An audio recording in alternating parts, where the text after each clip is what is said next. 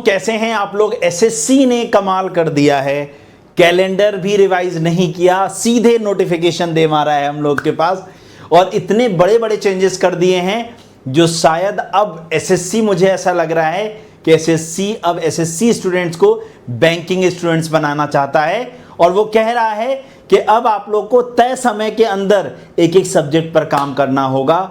और इसकी शुरुआत आप लोग को लग रहा होगा कि अचानक से हुई है ना, इसकी शुरुआत मेंस से हो चुकी है।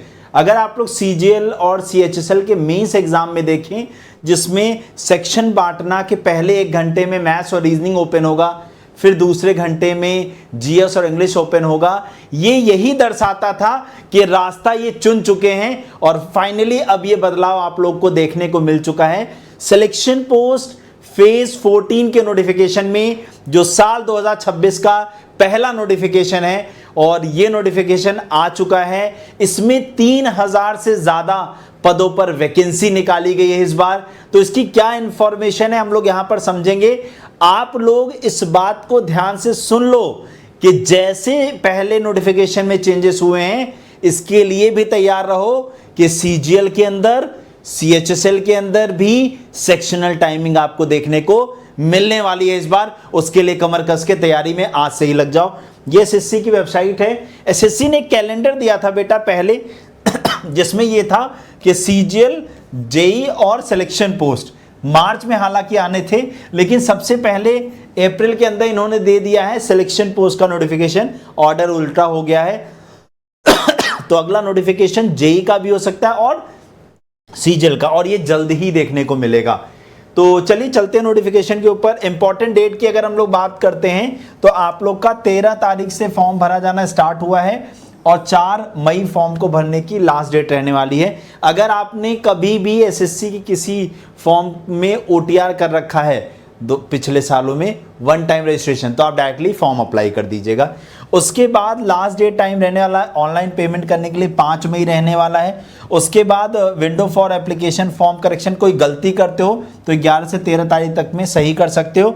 और इन्होंने अच्छी बात यह है कि एग्जाम का मंथ भी दे दिया है कि जून 2026 में हम एग्जाम कंडक्ट करा लेंगे, ऐसा इन्होंने जताया है। और अगर आप लोग देखो तो सिलेक्शन पोस्ट जो पुराना कैलेंडर था उसी के अकॉर्डिंग देखो तो मई या जून में इसका एग्जाम कंडक्ट होना था।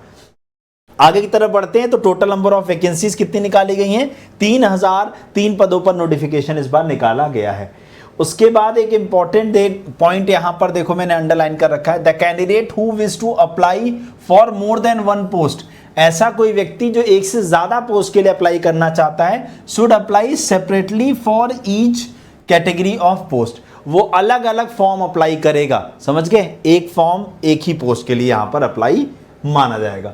उसके बाद आगे चलते हैं तो एज की जब अपन बात करते हैं तो एज की जो कट ऑफ डेट रखी गई है 1 जनवरी 2026 रखी गई है। तो कुछ पोस्ट के लिए जहां 18 से 25 साल एज मांगी गई है, कुछ पोस्ट में 18 से 27 साल एज है, कुछ पोस्ट पर 18 से 28 है, कुछ पर 18 से 30 है, ठीक है। और ये इकलौती एसएससी की ऐसी वैकेंसी है जहां पर अगर आप 10वीं पास हैं तो भी आप फॉर्म अप्लाई कर सकते हैं, अगर आप 12वीं का एग्जाम पास हैं तो भी आप फॉर्म अप्लाई कर सकते हैं, और अगर आपने ग्रेजुएशन कर रखा है यानी स्नातक पास हैं तो भी आप फॉर्म अप्लाई कर सकते हैं, ठीक है ना। तो यहां पर मैंने आप लोग को बता दी है डेट यहां पर कि किस तरीके से एज कंसीडर होगी। उसके अलावा ओबीसी कैटेगरी को जो 3 साल का एज रिलैक्सेशन दिया जाता है दिया जाएगा, एससी एसटी को 5 साल का जो एज रिलैक्सेशन मिलता है वो मिलेगा। उसके बाद एज लिमिट मैंने आप लोग को बता दी और क्वालिफिकेशन सुन लो। द क्रूशियल डेट यानी जो कट ऑफ डेट रखी गई एज लिमिट के लिए वो 1 जनवरी 2026 है, और जो आप लोग के लिए क्वालिफिकेशन की जो है और एक्सपीरियंस की जो कट ऑफ डेट होगी वो 4 मई 2026। इसका मतलब आपकी क्वालिफिकेशन 4 मई तक पूरी हो जानी चाहिए और आपका एक्सपीरियंस भी 4 मई 2026 तक कंसीडर किया जाएगा। ये इसके लिए इंपॉर्टेंट डेट है। 100 रुपये फॉर्म फीस जैसे एज यूजुअल पहले होती थी वैसे ही रखी गई। यहाँ फॉर्म फीस में किसी प्रकार का कोई फेरबदल नहीं किया गया है। हाँ, अगर आप लोग फॉर्म भरने में गलती करते हो और फॉर्म करेक्शन पे जाओगे, हाँ, तो यहाँ पर 200 रुपये आप लोग के करेक्शन चार्जेस आप लोग को पे करने होंगे। एक बार सही करने पर। अगर एक से ज़्यादा बार सही करते हो तो फिर 500 रुपये देने होंगे और ये फीस रिफंड नहीं होगी, इन्होंने साफ साफ मेंशन किया है। जो सबसे बड़ा बदलाव, जो बड़ा बदलाव देखने को मिला है वो यहाँ पर है, जो बड़ा बदलाव देखने को मिला है वो यहाँ पर है। क्या? रीजनिंग 25 क्वेश्चन 50 नंबर, पैटर्न वही है, जीएस 25 क्वेश्चन 50 नंबर, और उसके बाद मैथ्स 25 क्वेश्चन 50 नंबर, और इंग्लिश 25 क्वेश्चन 50 नंबर। यानी 100 क्वेश्चन का पेपर है, 200 नंबर का है। और नेगेटिव मार्किंग की बात करते हैं तो आधे नंबर की है, 60 मिनट का ही है पेपर, लेकिन with sectional timer of 15 minute for each part. मतलब मैथ्स करने के लिए अब 15 मिनट मिलेगा। तो किसी के पेपर में मैथ्स ओपन होगा, किसी के में इंग्लिश ओपन होगा, किसी के में जीएस ओपन होगा, सबके में ऑर्डर ऊपर नीचे होगा, क्वेश्चन सफल होंगे। बस ये है सबसे बड़ा फेरबदल जो इस बार देखने को मिला है यहाँ पर, ठीक है ना। उसके बाद अगर हम आगे चलते हैं तो सिलेबस की बात करते हैं तो देखो 10th लेवल का सिलेबस अलग है, 12th लेवल का अलग है, थोड़ा थोड़ा सा फर्क है। तो देखो रीजनिंग, जीएस और मैथ्स और इंग्लिश, ठीक है। 12th लेवल का सिलेबस मैं आपको दिखा रहा हूँ, स्क्रीनशॉट ले लीजिएगा। रीजनिंग और जीएस का सिलेबस, मैथ्स का सिलेबस, उसके बाद इंग्लिश का, ये हो गया आप लोग का इंटर लेवल का। अब ये आपके ग्रेजुएट लेवल का रीजनिंग का सिलेबस। सिलेबस में कोई परिवर्तन नहीं बेटा, मैं आपको क्लियर बता दूं, जीएस का, मैथ्स का, और उसके बाद ये है इंग्लिश का, ठीक है ना। इस तरीके से आपका सिलेबस हो गया।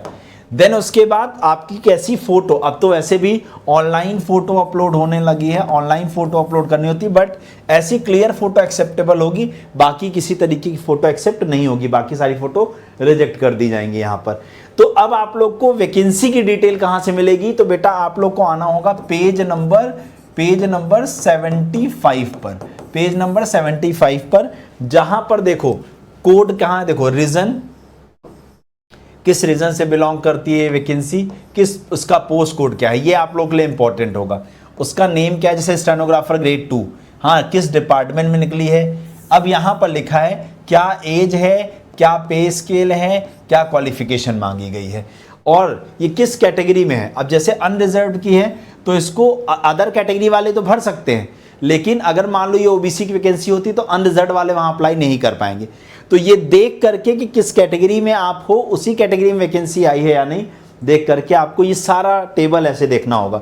अब इसको देखोगे कैसे, तो पेज नंबर 75 पे जब पहुंचोगे तो ऊपर एक ऐसे लिंक लगा हुआ है, for detail information on categories of post please visit, इस पर क्लिक करना। जैसे इस पर क्लिक करोगे ऐसा पेज खुलेगा जिसमें बोलेगा सेलेक्ट एग्जामिनेशन, तो इसको स्क्रॉल करके फेज 14 पे चले जाना यहाँ पर, और उसके बाद किस रीजन से बिलोंग करते हैं। सपोज आप सीआर रीजन से बिलोंग करते हो तो सीआर से, सेंट्रल रीजन होता है यूपी बिहार वाला, इसके बाद सर्च करेंगे। तो सर्च करने के बाद देखो आपको सारी पोस्ट दिख जाएंगी, कौन कौन सी पोस्ट है आप लोगों की। देखो यहाँ पोस्ट कोड आ जाएगा, हाँ ये पोस्ट कोड है। अब जिस भी पोस्ट के बारे में आप जानना चाहते हो, सपोज आपको मन है कि नहीं सर मैं स्टोर कीपर के लिए, या जूनियर इंजीनियर के लिए, लेबोरेटरी अटेंडेंट के लिए, सीनियर साइंटिफिक असिस्टेंट के लिए, सीनियर साइंटिफिक असिस्टेंट के लिए, या research assistant, senior research assistant के लिए, फील्ड कम लेबोरेटरी अटेंडेंट के लिए, ठीक है ना, जिस भी। तो अगर मान लो आप भरना चाहते हो स्टोर कीपर के लिए, तो अब इसकी जो आई बनी है ना, यहाँ देखो पे स्केल लिखा हुआ है, लेवल 4 की वैकेंसी है, इसके ऊपर क्लिक करोगे तब आप लोग को दिख जाएगा कि आपकी देखो पोस्टिंग कहाँ होगी, दिल्ली के अंदर पोस्टिंग होगी। पोस्ट कौन सी है, स्टोर कीपर ग्रेड 2, पोस्ट का कोड ये है, उसकी जॉब रिक्वायरमेंट के क्या काम करना होगा यहाँ बताया गया है, क्या क्वालिफिकेशन मांगी गई है यहाँ पर देखो क्वालिफिकेशन बताया गया है, हाँ डिपार्टमेंट किस मिनिस्ट्री में होगा, क्या कोई स्किल टेस्ट होने वाला है, नो। जहां स्किल टेस्ट नहीं लिखा होगा मतलब वहां केवल एक एग्जाम देना है, और वो एग्जाम अगर आप पास हुए तो आपका एग्जाम क्वालिफाई हो जाएगा। तो इस तरीके से आप लोग को डिटेल देखनी होगी, और यहाँ मेल फीमेल और ट्रांसजेंडर सभी लोग अप्लाई कर सकते हैं। सारी चीज़ें यहाँ पर आपको दिख रही हैं। कितनी वैकेंसी है, तो ओबीसी कैटेगरी की एक वैकेंसी है, तो टोटल एक वैकेंसी इसमें निकाली गई है। ऐसे ही आपको जिस भी पोस्ट के लिए अप्लाई करना है उसकी डिटेल ऐसे ही यहाँ पर फिल करनी पड़ेगी। तो आप लोग को मुझे लगता है कि बात समझ में आ गई होगी। अगर